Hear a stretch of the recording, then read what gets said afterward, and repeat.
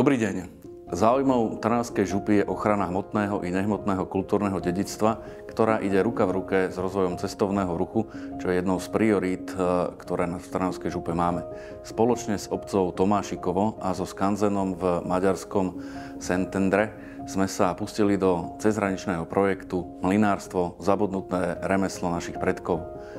Týmto projektom chceme predstaviť a priblížiť mlynárstvo ako jedno z tradičných remesiel, ktoré je pre oblasť práve tu, v našom prihraničí, príznačné. V rámci projektu sme rekonštruovali vodný mlyn v Tomášikove, čím sa nám podarilo uchovať tento unikátny objekt z roku 1893. Okrem toho sme obnovili prístupovú cestu k mlynu a vybudovali aj návštevnícke centrum. To bude slúžiť ako zázemie pre domácich a zahraničných návštevníkov, tiež na múzejno-pedagogické účely a vznikne tu aj výstava o mlynárstve v spolupráci s Vlastivedným múzeom v Galante. Celkové náklady projektu Mlynárstvo na slovensko-maďarskej strane sú vo výške 1,6 milióna eur, z čoho 1,3 milióna eur je príspevok z Európskeho fondu regionálneho rozvoja. Náklady Trnavského kraja na rekonštrukciu vodného mlyna a výstavbu návštevníckeho centra, ako i ďalších sprievodných aktivít predstavujú 760 000 eur. Projekt bol realizovaný v rámci programu spolupráce Interreg Slovenská republika Maďarsko.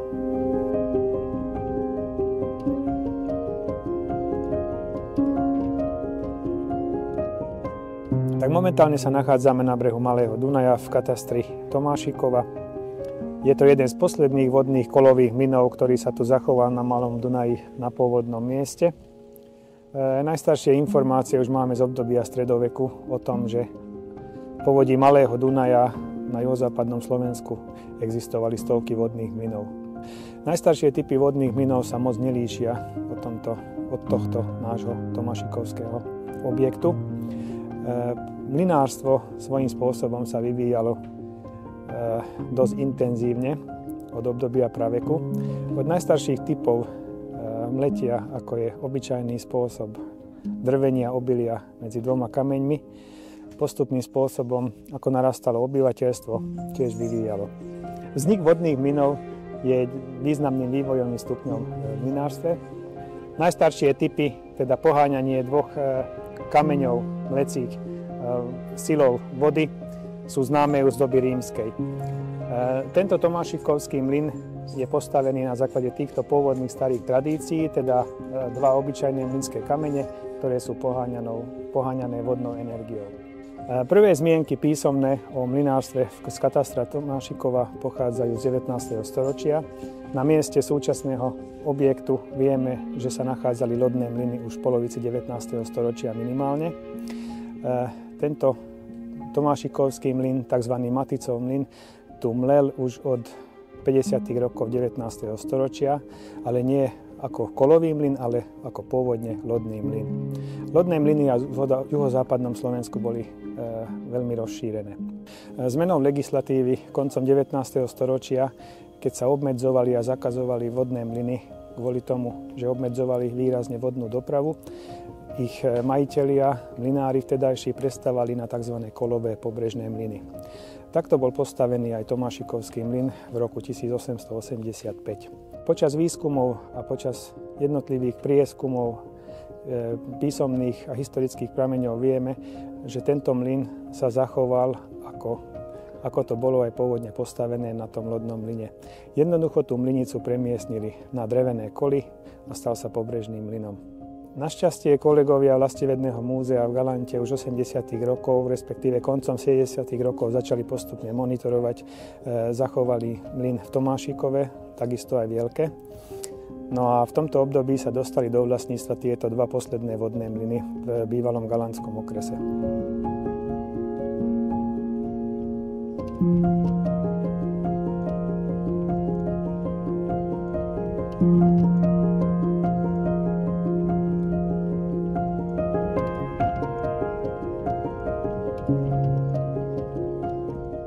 Našťastie Tomášikovský mlyn bol ihneď rekonštruovaný začiatkom 80. rokov. Žiaľ, vtedy sa vymenilo dosť veľa pôvodných dielov samotnej mlynice. Ide o kompletnú drevenú konštrukciu, ktorá potrebuje stálu údržbu, stálu starostlivosť, takže jednotlivé drevené časti sa postupne vymieňajú, obmieniajú. V 80. rokoch sa vymenilo kompletné opláštenie objektu, ako aj strecha, drevené šindle. Vonkajšie plochy boli rozšírené a prispôsobené pre návštevníkov, teda prístupová lávka bola vybudovaná v inej podobe, ako to bolo pôvodne. Rozšíril sa mostík, vybudovali sa zábradlia a teda od roku 85 postupne objekt už môže prijímať návštevníkov a je funkčný.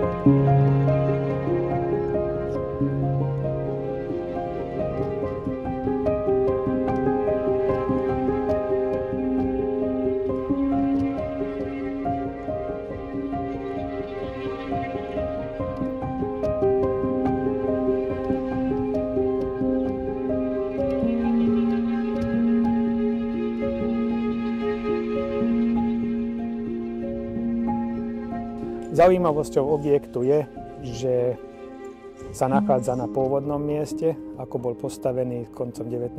storočia. Tento vodný mlyn je v správe Vlastivedného múzea už teda od tých 80. rokov. Ročný počet návštevníkov sa pohybuje okolo 4-5 tisíc.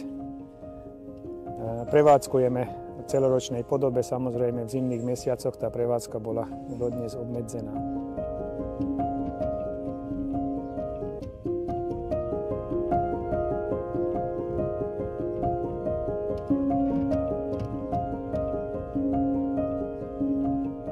Od 80.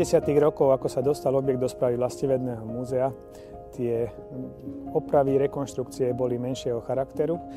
Dá sa povedať, že každoročne sa jednotlivým častiam konštrukcie bolo treba podrobnejšie povenovať a opotrebované zastaralé časti sa postupne vymieniali, obmieniali. Žiaľ, v roku 2016-2017 sa preukázalo vďaka pravidelnému monitorovaniu, že tieto bežné malé opravy už objektu teda nestačia a nezaručujú že sa objekt zachráni aj pre budúce generácie.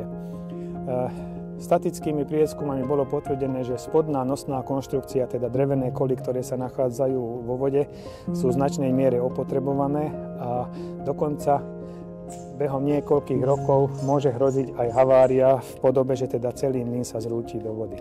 V roku 2019 sa začali vypracovať projektové dokumentácie na generálnu rekonštrukciu a teda boli požiadané aj finančné prostriedky zo štrukturálnych fondov. Generálna rekonštrukcia spočíva v tom hlavne, že sa musí vymeniť celá spodná konštrukcia objektu, teda samotné drevené koly vo vode, roštová drevená konštrukcia, ktorá sa nachádza nad kolmi, ktorá zabezpečuje v podstate horizontálne plochy objektu, pod mlynicou aj vonkajšie plochy.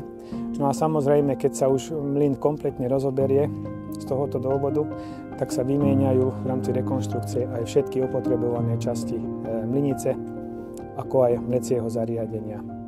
Našou snahou je počas rekonštrukcie zachovať čo najviac pôvodných dielov, drevených, aj kovových. Našťastie kovové časti boli vždy zakryté, vždy boli postrechou, takže tam tá výmena nie je potrebná, len sa odborne ošetria. Jednotlivé drevené časti na samotnej mlynici žiaľ musia byť vymenené, ale týka sa to hlavne dielov, ktoré boli namontované v priebehu 80.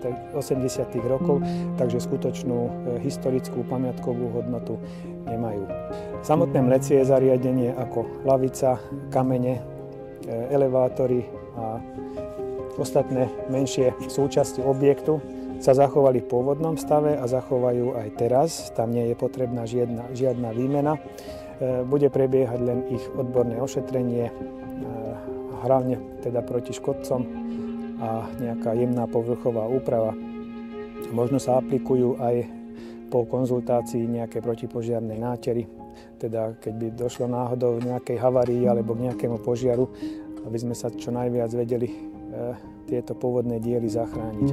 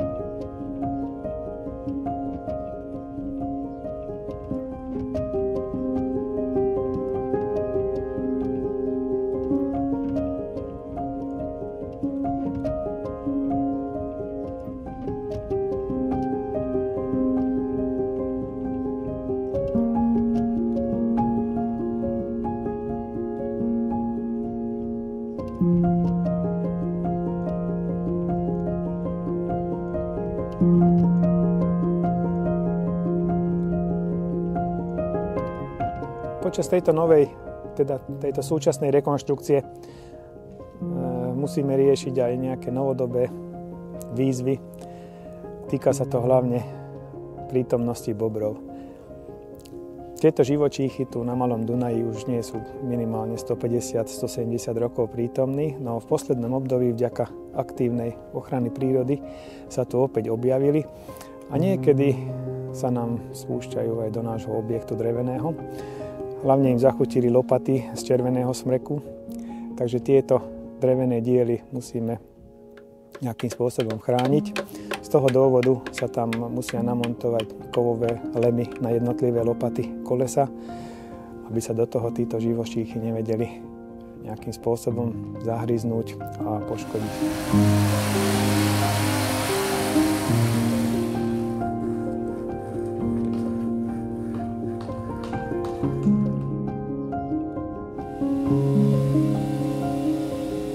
V rámci súčasného projektu sa nerieši iba samotná rekonštrukcia mlynu, ale sa postavilo aj pekné nové moderné návštevnícke centrum a opravila sa aj prístupová komunikácia.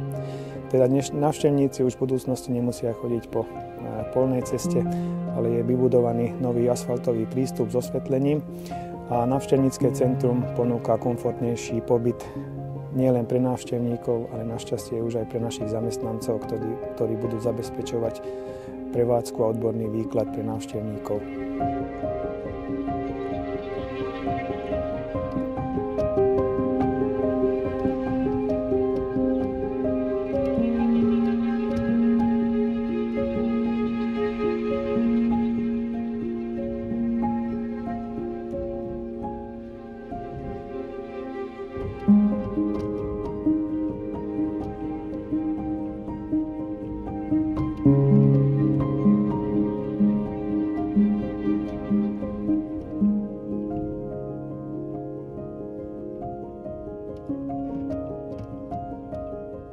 Celková výška nákladov je odhadnutá na sumu okolo 650 000 eur, ktoré boli získané v rámci programu Interreg. Našim partnerom bolo Skanzen v Svetom Ondreji v Budapešťanskej župe. Oni majú v správe rôzne typy mlynov, majú tam 5 druhov, od tých najstarších, od tých najjednoduchších až po moderné mlyny poháňané elektrickým alebo benzínovým motorom.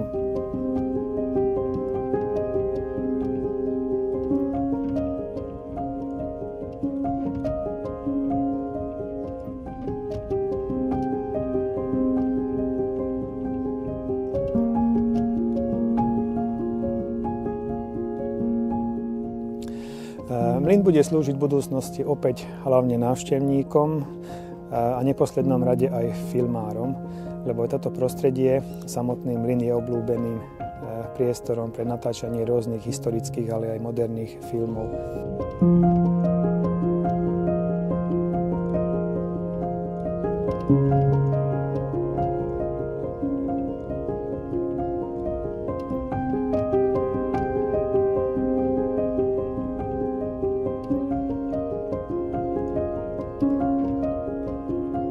Okolie objektu sa určitým spôsobom tiež revitalizuje, samozrejme s dôrazom, aby sme si nezasiahli do pôvodnej prírody, ktorá je tu ešte viac menej zachovaná.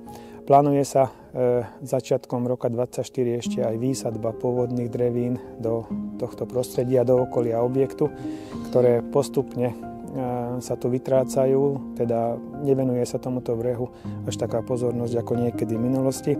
Mlynár sa príkladne staral aj o okolie svojho objektu, okolie svojho domu a samotnej drevenej stavby.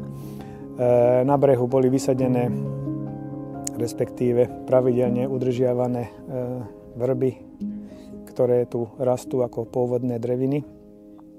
No a teda v budúcnosti plánujeme aj s tým, že túto zeleň budeme viac menej udržiavať a starať sa o to, aby sa to úplne nevytratilo z tohto prostredia.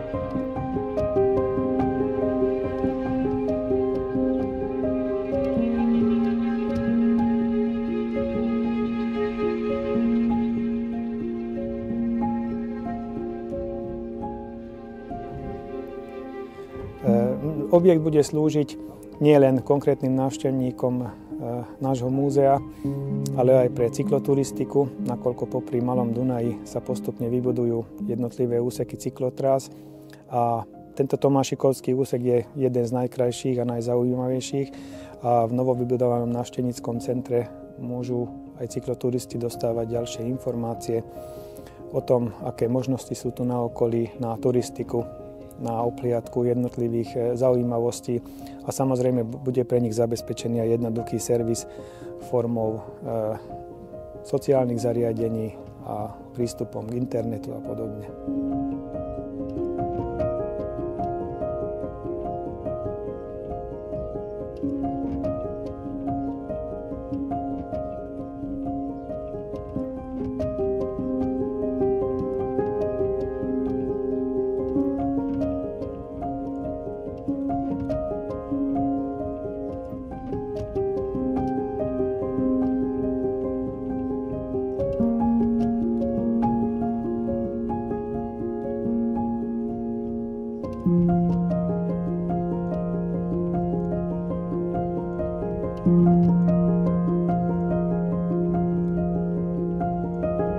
Tak čo sa týka rekonštrukcie lodného kolového mlynu, tam je dôležitá príprava, čo sa týka naštudovania si dokumentácie všetkých dostupných zdrojov. Ja som si musel v podstate vyhľadať čo najviac podkladov. Ďalej som sa radil s pánmi, ktorí sa podielali na stavbe tohto mlynu. Veľmi mi bol nápomocný pán Haxer, ktorý bol v podstate odborný garant a ktorý mi radil, ako sa niekedy v podstate dobovo jednotlivé veci skladali, montáž samotného hriadela, kolesa a v podstate všetky tie odborné veci.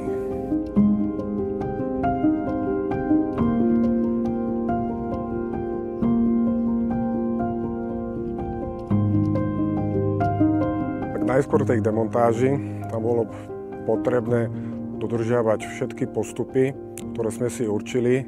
Takisto personál bol poučený, ako má nakladať s jednotlivými technológiami. Bolo potrebné rozoberať postupne, aby sme sa dostali k jednotlivým technológiám, ktoré som si rozdelil na také hlavné 3 celky.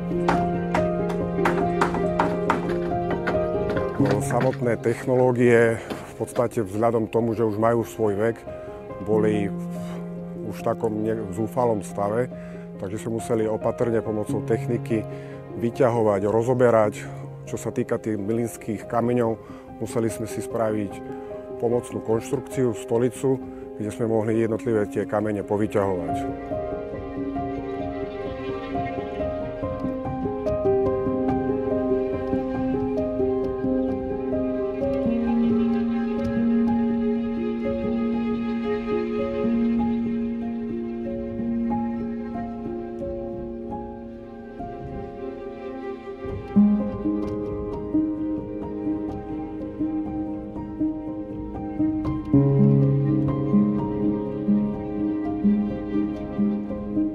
Napríklad ten jeden diel vážil 1200 kg.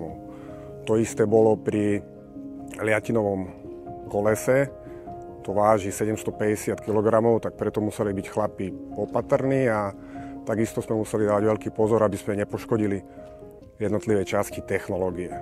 Následne pri montáži museli sme postupovať presne tým istým spôsobom, ako sme to rozoberali.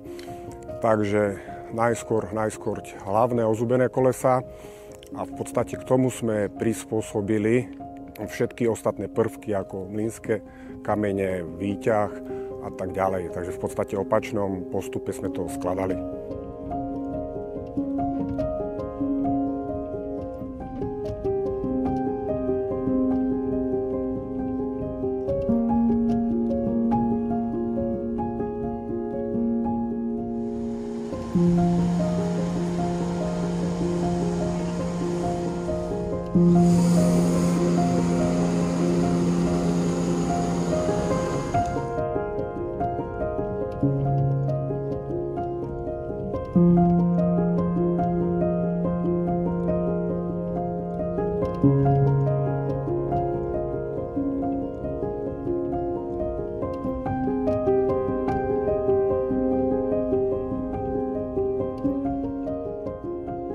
Čo sa týka porovnania výstavby mlynu kedysi a dnes, tak snažili sme sa dodržať všetky technologické postupy, ktoré sa kedysi používali, ale samozrejme sme si pomohli modernou technikou. Ale niektoré veci sme museli robiť manuálne ako kedysi.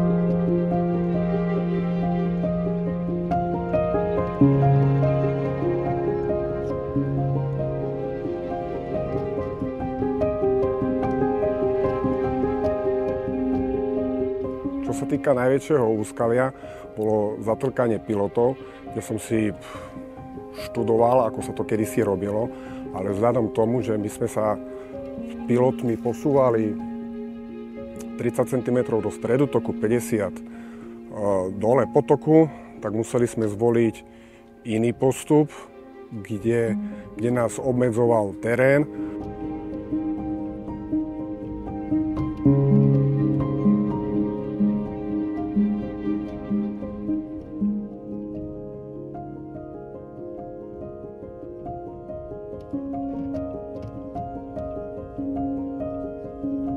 samozrejme aj veľkosť jednotlivých pilotov, ktoré boli v dĺžke 6 metrov, niektoré sú zabité 2 metre, niektoré 1,50 m podľa podlažia, niektoré boli až 2,5 metra.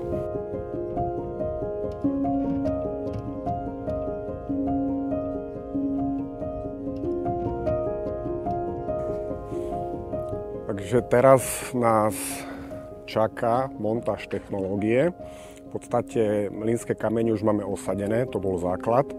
Podľa toho sme museli danú konštrukciu spätne montovať, aby nám jednotlivé technológie do seba zapadli. Teraz máme v pláne montáž výťahu, ktorý je vysoký a preto je aj ťažká manipulácia.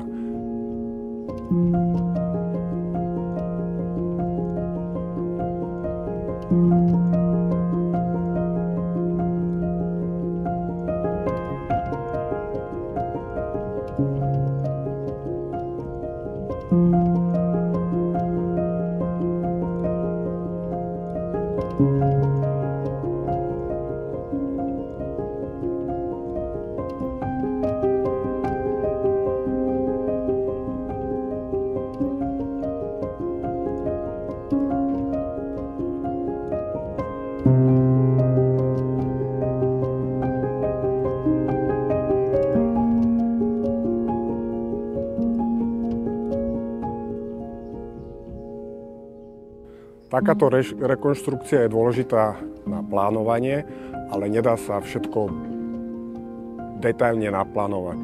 Takže bola nutná každodenná improvizácia, kde aj dodávka materiálu musela byť riešená na mieru.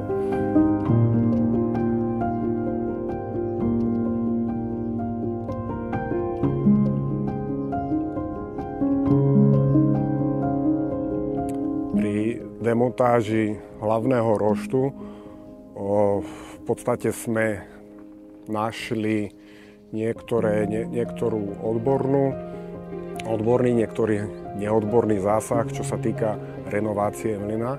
Preto sme museli zvoliť technológiu, ktorá by staticky udržala jednotlivý mlyn. Ďalej bolo potrebné dodržať dobové postupy, ale museli sme brať ohľad aj na bezpečnosť, čo sa týka nových noriem. Bude to sprístupnené návštevníkov, takže musíme dodržať aj bezpečnostné opatrenia stavby, statický posudok a podobné veci. Ďalšou výzvou bola spätná montáž hriadela a kolesa. Vzhľadom tomu, že oceľové obruče už boli deformované, tak museli sme ich dávať do pôvodného stavu, kde už neboli okrúhle, ale vajcovitého tvaru.